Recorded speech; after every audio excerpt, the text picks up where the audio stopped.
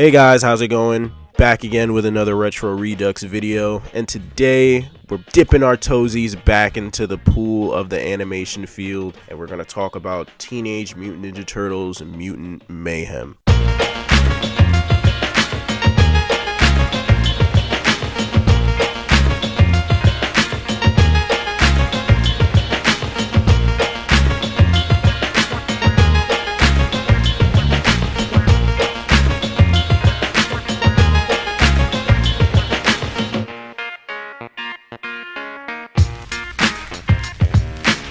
If you don't know what the Retro Redux series is, though, let me just give you a quick reminder. The Retro Redux series is essentially a series of videos that I've created where I'll go back in time, whether it be 6 months ago or 60 years ago, rewatch a bunch of science fiction, superhero, comic book, whatever the case may be, or any film in that little bubble, and tell you my modern day thoughts on them. Now, if you don't know who the Ninja Turtles are, I really have to ask you, who are you? Have you not been playing the recent chapter of Fortnite, the recent season? Are you even living life right now if you're not playing Fortnite, dancing to the popular emote as a Ninja Turtle? Like, be honest with me. In all seriousness, this movie is about the four Ninja Turtles teaming up with a high school journalist named April O'Neil to uncover the mystery behind a crime syndicate being led by the mysterious Superfly. One thing I will say about this movie as a positive, which may come off a bit negative, this film is very simple. There isn't really overarching theme to this movie that is bigger than what is being presented here. There's no allegories or things of that nature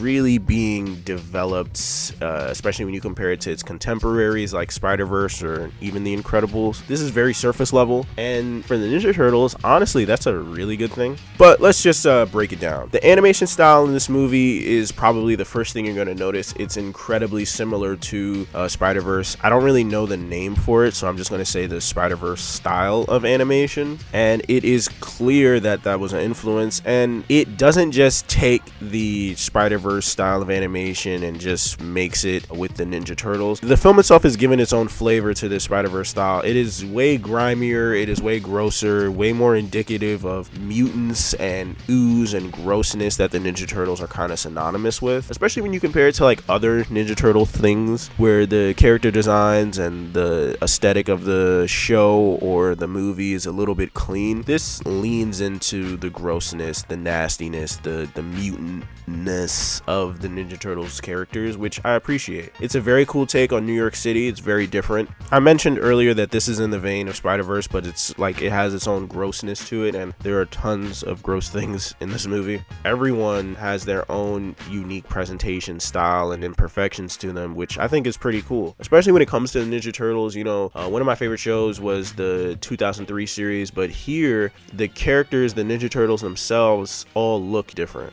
That's something I could really appreciate. I love just the little details in the art in this movie, like the explosions in this movie are like scribbles. There are characters with like cuts and scratches on them. Everything down to the uniqueness of each character, the mutants and stuff, I think is really well done. And you know, we're talking about the animation. Here are some of my favorite shots from this movie.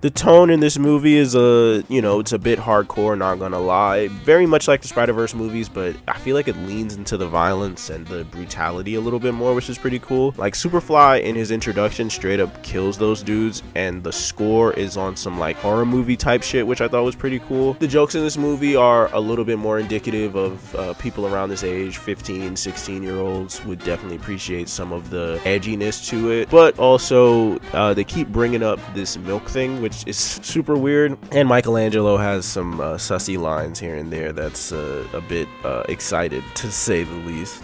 I got the taste of life, and I don't want to wash it out of my mouth. I want it to linger on my tongue, swish it while my throat, and you're really driving this metaphor into the ground. Now let's just get right into what we all want to hear about, what we all want to talk about, the Ninja Turtles.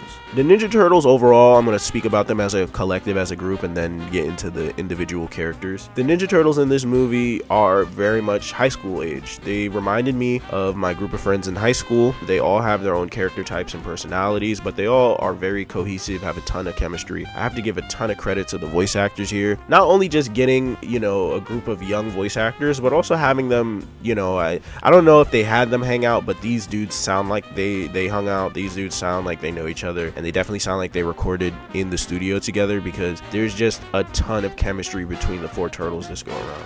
Let me get that big in there. Arizona iced tea. Let me With get the that bag, big in yo. there. We outside.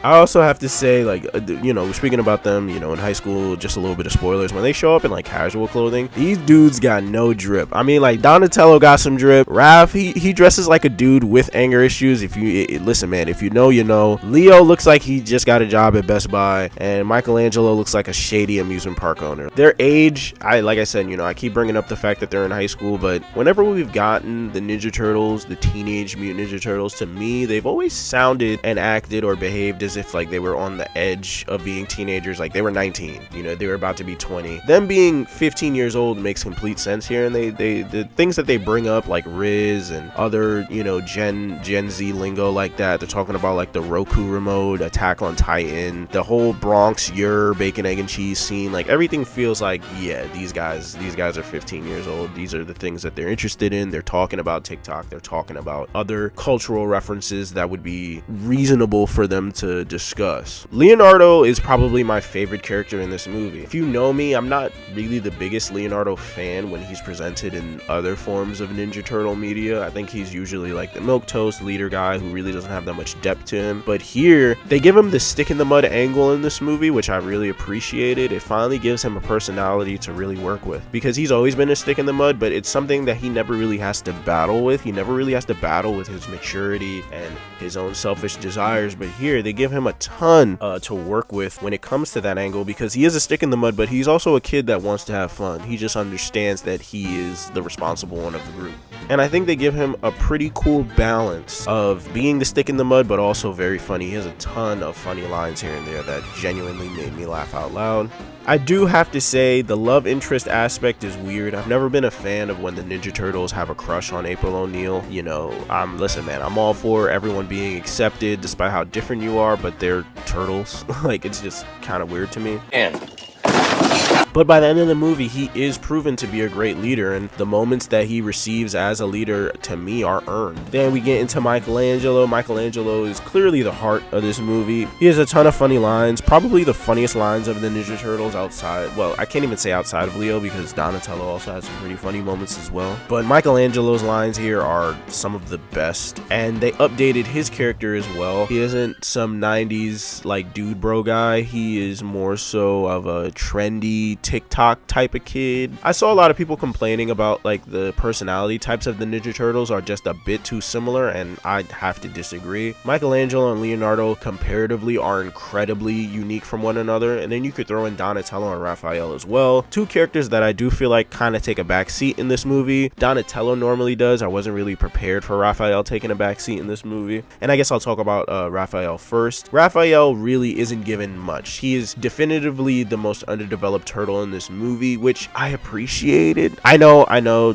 don't hate me. I know there's plenty of Raphael fans, but in my honest opinion, I've never been the biggest Raphael fan. I've always felt like his anger and hot-headedness is overplayed and annoying, and here he has that somewhat, but not really. He's way more relaxed and chilled out. He really isn't given much, but what he is given is funny and cool from time to time. Donatello honestly is probably the most changed Ninja Turtle though. He has way more edge to him and is a bit sassy. Not like sassy like what you're thinking, sassy like he talks back to Leonardo and Splinter a bunch of times in this movie, and he actually has like a logical stance and pushback as well. He's not just being rebellious for the sake of being rebellious, but you could tell that this is also his teenage rebellion kicking in, I guess you could say. Overall, he is also given more of the same when it comes to, you know, his importance to the plot. He is probably, you know, the same old Donatello. So Donatello fans, unfortunately, we didn't eat this going go around as much as we would like to, but the change was welcome. When it comes to the supporting characters, obviously we have Splinter, and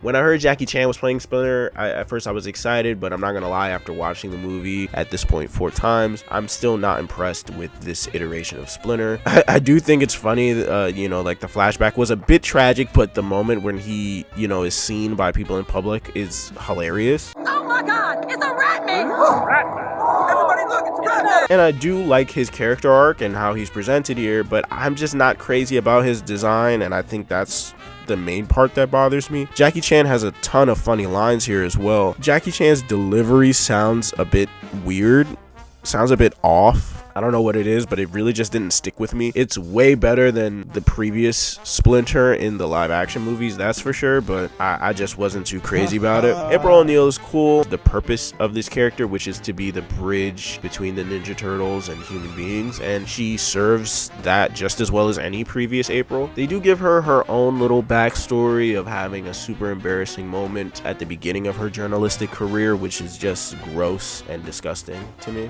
Baxter Stockman really isn't given much this go around, which is surprising. When he was announced to be in this movie, he was being portrayed by Giancarlo Esposito, which I was actually super excited for, but he's only introduced near the beginning. I don't think he's dead. I mean, you don't get Giancarlo Esposito just for this moment and he's not going to come back for the sequel or one of the sequels at some point, which this movie is getting, and we'll talk about, you know, the little post-credit scene in a little bit. And then we get into the villains in this movie. Superfly is played by Ice Cube, and to be honest with you, he might be my favorite character in this whole movie. Superfly is hilarious, and I think he gets even funnier when he turns into Super Duper Fly near the end. Off of his intro alone, when he steps into the movie finally, and that Wake Up in the Sky intro with Bruno Mars and Gucci Mane is goated. I'm not gonna lie, when I first saw this movie, I didn't really, I was kind of going in and out. Like, it was cool, I liked the Ninja Turtles, but I wasn't really interested in the plot. But once Superfly walked on the screen with Bruno Mars playing in the background, I locked in. The other mutants in this movie honestly take a humongous backseat to Superfly and all the other characters, which makes sense. I think if there's probably the biggest criticism I can make here is that there are just too many characters in this movie, and the mutants for sure suffer the most because of it. Outside of Mondo Gecko, played by Paul Rudd, who is definitively my favorite mutant here, the voice cast that they brought in is just filled with a bunch of superstars, a bunch of notable names, and they all maybe in total have like 3 or 4 lines each, maybe. And when we get to Ray Fillet, I mean, it's just Ray Fillet saying the same part over and over. I think it's just one line that they played over and over for Post Malone. I mean, you don't get John Cena and have Seth Rogen voice acting as Bebop and Rocksteady, and they're just literal background characters. Like, that kind of pissed me off a little bit. Hopefully they have bigger roles in the next one if they come back. And then we get into the evil scientist lady. I mean, in my notes, I literally have her listed as evil scientist lady because I didn't remember her name. Voiced by Maya Rudolph, she is Cynthia Ultram. She works under the TCRI, the Techno Cosmic Research Institute. I'm sure she's gonna have some sort of connection to the eventual introduction of, you know, like Krang. And to be honest, she's just kind of there. She's more of a plot device than a character. She isn't really given much to do except enact that weird milk scene for some reason. The soundtrack in this movie goes nuts. The score in this movie by 9 Inch Nails fits perfectly with the overall aesthetic.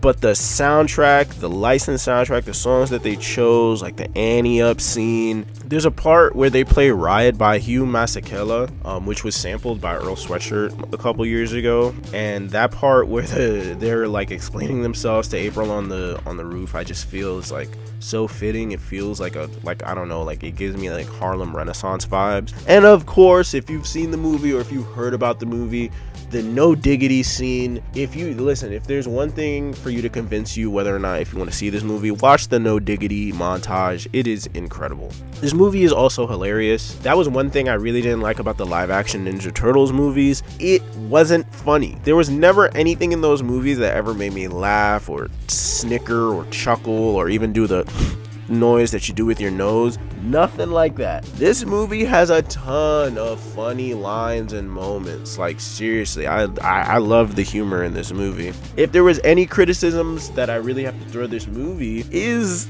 that it drags in the third act. We could have probably edited like 2 or 3 minutes out of the super duper fly kaiju scene, not gonna lie, but it was still, you know, it was still pretty cool. And to be honest, I know we all seen that Shredder post-credit scene. Stop screaming! Stop!